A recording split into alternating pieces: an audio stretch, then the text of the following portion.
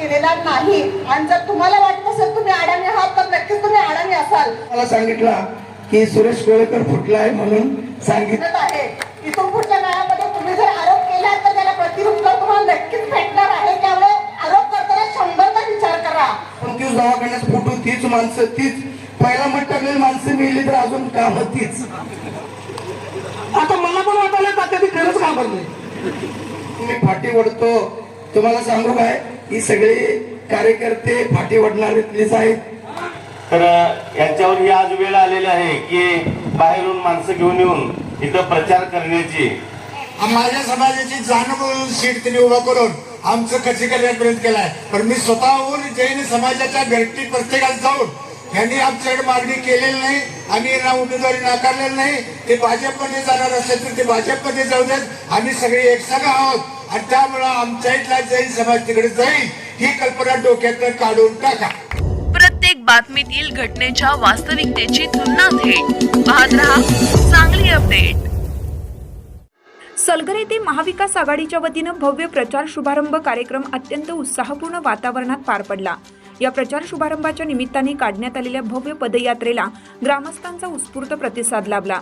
पदयात्रेदरम्यान कार्यकर्ते, पदाधिकारी आणि नागरिक मोठ्या संख्येने सहभागी झाले होते।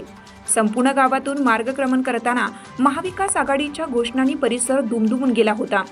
नागरिकांचा वाढता प्रतिसाद पाहता सलगर परिसरात महाविकास आघाडीच्या प्रचाराला चांगलीच गती मिळाल्याचे स्पष्टपणे दिसून आले। यानंतर झालेल्या जाहीर सभेत विविध मान्यवरांनी आपले विचार मांडले। यावेळी सुरेश कोळेकर, बाबगुंडा अण्णा पाटील, शिवाजी रुपनर, किशोर कांबळे, विजय पाटील, स्नेहल मोरे, सुजाता पाटील, रणजित देसाई, विकी पाटील व भास्कर शिंदे आदी मान्यवरांनी मनोगत व्यक्त केली। वक्त्यांनी मागील अनेक वर्षापासून सुरू असलेल्या गटागटाच्या राजकारणाचा आढावा घेत चुकीच्या व्यक्तींना दिलेल्या उमेदवारीचे दुष्परिणाम सर्वसामान्य जनतेला भोगावे लागले असल्याचे सांगितले। विकासाच्या दृष्टीने योग्य नेतृत्व किती महत्त्वाचं असतं हे या अनुभवातून स्पष्ट झाल्याचे त्यांनी नमूद केले। यावेळी बोलताना मान्यवरांनी सांगितलं की विकासाभिमुख आणि जनतेच्या प्रश्नांशी थेट जोडलेले नेतृत्वच परिसराचा सर्वांगीण विकास करू शकते। त्यामुळे येणाऱ्या निवडणुकीत कोणत्याही प्रकारच्या अफवा किंवा चुकीच्या प्रचाराला बळी न पडता सर्वांनी एकत्रित येऊन महाविकास आघाडीच्या सर्व उमेदवारांना ताकदीने पाठिंबा द्यावा असे आवाहन त्यांनी केलं। मतदारांनी सजग भूमिका घेतली तरच परिसराचा विकास, शेतकरी, महिला, युवक आणि सर्वसामान्यांच्या प्रश्नांना न्याय मिळू शकतो असं मत यावेळी व्यक्त करण्यात आले। या भव्य प्रचार शुभारंभ कार्यक्रमास परिसरातील अनेक ज्येष्ठ नेते, स्थानिक पदाधिकारी, विविध संघटनांचे प्रतिनिधी, कार्यकर्ते तसेच ग्रामस्थ मोठ्या संख्येने उपस्थित होते। उपस्थितांच्या प्रचंड प्रतिसादामुळे सलगरीमध्ये महाविकास आघाडीच्या प्रचाराला बळ मिळाल्याचे चित्र यावेळी स्पष्टपणे दिसून आले आणि हा कौल यशस्वी झालेला आहे। खास करून आज येरवडे जिल्हा परिषद मतदारसंघाच्या सीटा तिन्ही लिडिंग येथील एक शाश्वती देतो असेच या एकजुटीचा आपला विजय आहे आणि जनतेनेच इलेक्शन हातात घेतलेले आहे। हे आमच्या हातात आता राहिलेलं नाही, जनता समाजाचं काम तुमचं आहे। माझ्या समाजाची जाणीव सीट त्यांनी उभा करून आमचं खच्चीकरण प्रयत्न केलाय। पण मी स्वतःहून जैन समाजाच्या भेटी प्रत्येकाला जाऊन यांनी आमच्याकडे मागणी केलेली नाही, आम्ही यांना उमेदवारी नाकारलेली नाही। ते भाजपमध्ये जाणार असेल तर ते भाजपमध्ये जाऊ देत, आम्ही सगळे एकसंघ आहोत आणि त्यामुळे आमच्या इथला जैन समाज तिकडे जाईल ही कल्पना डोक्यातून काढून टाका। स्थानिक लोकांनी एकमेकांवर टीका करण्यापेक्षा बोलून विकास कामावर बोलून पुढच्या लोकांना विकास कामं काय असतात ती पण सांगायचे, आपण ते बघायचे। 10 पैशाचं काम 90 पैशाचं एस्टिमेट करायचं, 80 पैशाचा भ्रष्टाचार करायचा। सुरेश बापू गेल्या सोबत 20-25 वर्ष त्यांना माहित आहे। माझा लढा त्यावेळेस सुद्धा असायचा भ्रष्टाचाराच्या विरोधात, पण काही वेळेला बऱ्याच वेळेला एकमेकांची बदनाम झालेलं थांबावं लागतंय। भ्रष्टाचार कसा झाला, किती झाला, विकास कुणाचा झाला हे सगळ्या जनतेला माहित आहे। सांगायची आवश्यकता नाही की आपण निवडून येणार किंवा नाही। कुठल्याही गावामध्ये गेलो तर आपल्याला रॅली असू दे, प्रचार शुभारंभ असू दे किंवा सभा असू दे, कुठेही आपण कमी किंवा मोजक्या माणसांच्या गर्दीत कार्यक्रम करत नाही। यावरून लक्षात येते की येणारी निवडणूक कुणाच्या हातात आहे। तर आज सलगरी गावामधला जो काय प्रचारचा नारळ पडतोय त्या साठी सर्वजण खंडेराजुरी असेल, पायापाची वडी असेल, एरंडोली असेल, आपल्या परिसरातून आलेले कार्यकर्ते बघितले आणि विरोधकांच्या गर्दीमध्ये जात असताना तिथं जर बघितलं तर कर्नाटकातले सुद्धा आमच्या इथे परवा दिवशी काही कार्यकर्ते प्रचारासाठी आले होते. तर आज आमच्या इथे बघितलं तर कुठलाही माणूस बाहेरचा मतदारसंघ सोडून दिसणार नाही. तर यांच्यावर ही आज वेळ आलेली आहे की बाहेरून माणसं घेऊन येऊन इथं प्रचार करण्याची.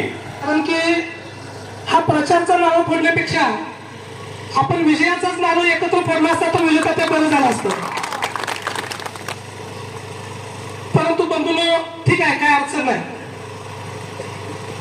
विजेता त्या ज्यावेळी आपण आज बघायची रॅली काढली, आम्ही खंडेराजुरीतून सलगरमध्ये आलो. सलगर गाव फिरत असताना त्या गावामधून लाली गेली. एक कोणतर कार्यकर्ता होता, ते सारखं घोषणा देत होतं, घाबरलंय घाबरलंय घाबरलंय अशा घोषणा देत होतं. आता मला पण वाटायला तात्या ते खरंच घाबरलंय. ते घाबरलंय यासाठी त्याची कारणं अशी आहेत की ज्या ज्या गावात तात्या सभा घेते दादा, त्या ठिकाणी एकच बोलतंय, आता मतदान मला ना, आता मतदान भाऊला टाकायचं आहे. अरे मग आम्ही 1.5 वर्षापूर्वी कुणाला मतदान टाकलं? तुम्ही भाऊला आता मतदान टाकाय सांगताय, 1.5 वर्षापूर्वी आम्ही टाकलं मतदान कुणाला? बंधूंनो, त्या टायमाला आम्ही 5 वर्षाच्या आमदाराला मतदान टाकलं होतं. हिने 1.5 वर्षाच्या आमदाराला आता मतदान मागा लागल्या. ही यांची शोकांती काय लक्षात घ्या.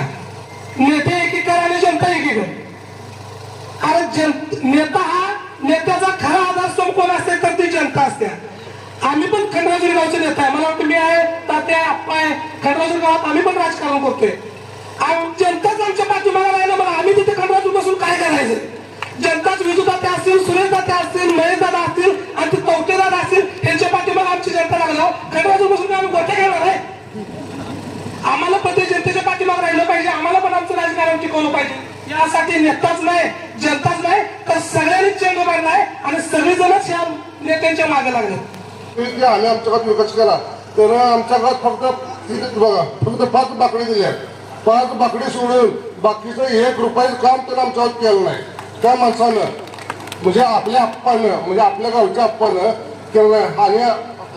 आणि त्याचे आपले भाऊ म्हणतात, आपले आमदार, आपले माननीय सुरेशभाऊ खाडे काय म्हणतात की आम्ही विकास केला. तुम्ही विकास केला म्हणजे तुम्हाला आमच्या गावातून पश्चिममध्ये लीड कायम आहे. तुम्हाला कायम लीड आहे 500,000 मताचा आमच्या आपल्या पूर्वतून, म्हणजे आपल्या पूर्वतून प्रत्येक गावात त्या माणसाला 500,000 मध्ये लीड आहे. त्यामुळे तुम्ही जे काम केलं ते तुम्ही काय आमच्यावर आमचं काय हे केलं नाही, तुम्ही आमचं घरचं काम केलं नाही. तुम्हाला जे वर्ण आले ते तुम्ही आम्हाला खाल्लेलं आहे. त्यामुळे दुर्दैवानं काय गोष्टी माणसाला स्वतःच्या कर्मापुढे चुकता येत नाही. ते काय म्हणायचं नाही, कर्म जर असेल तर भगवंत बी काय करू शकत नाही. कर्माचे भोगे भोगावेच लागतात. त्यापैकी आम्ही सगळ्यांनीच हाडाचं काढं करून उभा केलेल्या संघटनेत सगळ्याच निष्ठावंत कार्यकर्त्यांची वाट लागायची या निवडणुकीत वेळ आली. आणि मग परमेश्वराला वाटलं की खरंच बाबा आपण आता कुठेतरी सगळ्यांचं मनोमिलन करूया. बायको संघ भांडण झालं तर 2 दिवस लागतंय, कार्यकर्त्यांचं भांडण तर 25-25 वर्ष मिटत नाही. मग मला सांगा, एवढं 50-50 वर्ष राजकारणात विरोधात फाटीवरून काम करणारी माणसं या एरंडोली मतदारसंघात एका दिलानं काम करायला लागल्यात, हे काय आपलं साधं सुद्धा काम नाही आहे. जरी या हजर असणाऱ्या सर्वच कार्यकर्त्यांना माझी कळकळीची विनंती आहे, अजून 2 दिवस निवडणूक बाकी आहे. लोकशाहीची प्रक्रिया मतदान करून मतमोजणीच्या पेटीत पडून निवडून आल्यानंतर हा कुठला लोकप्रतिनिधी कष्टवंत कार्यकर्त्याची जबाबदारी राहते. असं जुगाड एवढं चांगलं लागलंय की भाऊच्या विरोधात जाऊन आमदाराला सोडून लोक प्रचारात उतरतात, अशा अपघात घटना घडतात. पण मी तुम्हाला एक सांगतो, आपला विजय निश्चित आहे. पण इथं असलेल्या सर्वच कार्यकर्त्यांनी प्रचाराने सगळ्या पक्षाचे एकत्र आले तर दिलेल्या नेत्याच्या उमेदवारीचे सुद्धा लीड किती जाऊ शकतं. पुन्हा उमेदवारी देताना त्या निष्ठावंत कार्यकर्त्याची 4 वेळा बैठक घेऊन उमेदवारी द्यावं लागेल त्यांना. रुग्णांना तुम्ही सुद्धा दवाखाना केलाय खंडराजुरीला. अहो, लोकप्रतिनिधी म्हणून काम करत असताना त्याचं कामच आहे विकास करणं, त्याला फंड देणं, लोकांच्या अडीअडचणी सोडवणं. पण एखाद्या गावात सारखं मी विकास केला, अहो 25-30 वर्ष तोच विकास सांगणं. आता मला विचारलं तर शासनानं ऑडिट मध्ये रेकॉर्ड करायला पाहिजे, ह्या वर्षात काय झालं तेवढंच सांगा. म्हणजे 2 मुलाच्या पुढे असं तर उभारता येत नाही, तर गेल्या 5 वर्षातला आराखडा जनतेपुढे ठेवा. 30-30, 40-40 वर्ष जर आपण तीच दवाखान्यात फुटू, तीच माणसं, तीच पहिला मत टाकलेली माणसं मिळली तर अजून काम तीच. आणि मी विकास थांबवतो, मी फाटी वडतो. तुम्हाला सांगू काय, ही सगळे कार्यकर्ते फाटी वडणारीतलेच आहेत. त्यामुळं भावना माझी विनंती आहे की उमेदवार तुमचा आहे म्हणून आमच्या संग फाटी वडू नका. आम्ही सुद्धा तुमचंच आहे. वडिलाला मुलं सगळे आई वडिलाला सारखीच असतात. भाऊवर सुद्धा आम्ही प्रेम केलंय. काही कार्यकर्त्यांनी केलं तर अनेक कार्यकर्त्यांनी 20-20 वर्ष प्रेम केले. ती सगळी मंडळी आहे. त्यामुळं भावना माझी कळकळीची विनंती आहे की निवडणुकीसाठी, राजकारणासाठी एवढ्या मोठ्या नेत्यानं चांगला आदर्श सल्ला देऊन आमच्याकडनं अपेक्षा आहेत. आणि आम्ही गैरसमज अफवा, मगाशी कार्यकर्ता मला सांगितला की सुरेश कोळेकर फुटलाय म्हणून सांगितलं. आणि मी एक सांगतो, मी कुठला फुटणाऱ्यातला नाही आहे. आणि मी कार्यकर्ता फोडापुढे कुठलाही कुचकं राजकारण मी माझ्या आयुष्यात केलं नाही. शत्रू जरी असला, मी तुम्हाला सांगतो माझ्या आयुष्यात आता इशू पाटील माझे कट्टर विरोधात, विक्रम कांबळे विरोधात आहेत. मी कधी त्यांच्या माझ्या नात्यात बाधा येऊ दिली नाही. ही सट्टर रस्ते बिस्ते रोज होत राहणार. त्यामुळं आपण ज्या विकास कामापेक्षा आपण काय चुकीचं वागलो, आपण काय चुकीचं केलो, आपल्यामुळे लोकांना काय त्रास झाला, त्यामुळे लोक नाराज का झाले, एवढी लोक विरोधात काय एकत्र येतात, आपली उमेदवारी का नको म्हणतात, ह्याच्यावर आत्मचिंतन करावं. आपण आता मला बऱ्याच वेळा माझ्यावर जातीवादाचा आरोप केला जातोय. मी धनगरांचं काम करतोय. माझ्या मी तानाजींचं 25 वर्ष काम करतो. मग तानाजी धनगराचं आहे का? असं काही नसतं जातीवाद. आपण सर्व जाती धर्माची लोक एकत्र गुण्यागोविंदानं राहतोय म्हणून हा महाराष्ट्र सुसंस्कृत आहे. पण ही परिस्थिती कायम आपली राहणार आहे, कारण तुम्ही आमच्या सोबत आहे. त्यामुळं मी प्रथम तुमचा आभार मानतो. एवढ्या उन्हात सुद्धा माझ्यासारख्या सामान्य कार्यकर्त्याला, महेशदादासारख्या सामान्य कार्यकर्त्याला उमेदवारी मिळाली आणि त्याच्या प्रचारासाठी आपण पिढ्यानपिढ्या केलेला राजकीय विरोध विसरून आज सर्वजण एकत्र आलात. की माझं नशीब म्हणावं लागतंय, आमच्या सर्व कुटुंबियांचं नशीब म्हणावं लागतं की आमच्यासाठी आपण सर्वजण तुमच्या गटातटाचं राजकारण विसरून एकत्र आलात.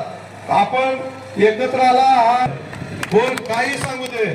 आणि तुम्ही म्हटल्यासारखं अण्णा की 5,000, पण माझं एक अभ्यास होतं 2,500 मताचं मी धरलं तर, पण माझ्यापेक्षा तुम्ही वरिष्ठ आहे. पण 100% तुमचा अनुभव आणि तुमचा राजकीय प्रवास बघता बरोबर आहे. तुमचं 5,000 मताने यायलाच पाहिजे सीट. अडाणी आहात असा कधीही आरोप केलेले नाही.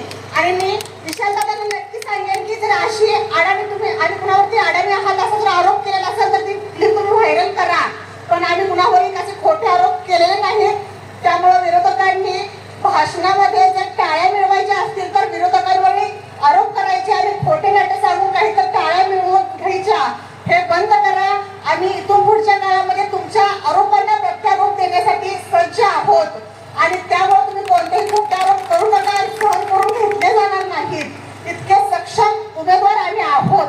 आणि म्हणूनच आम्ही येत्या 7 तारखेला सहकार्य करा, आम्हाला मतदान करा आणि तुमच्या मतदान रूपी आशीर्वाद आमच्या पाठीशी द्या.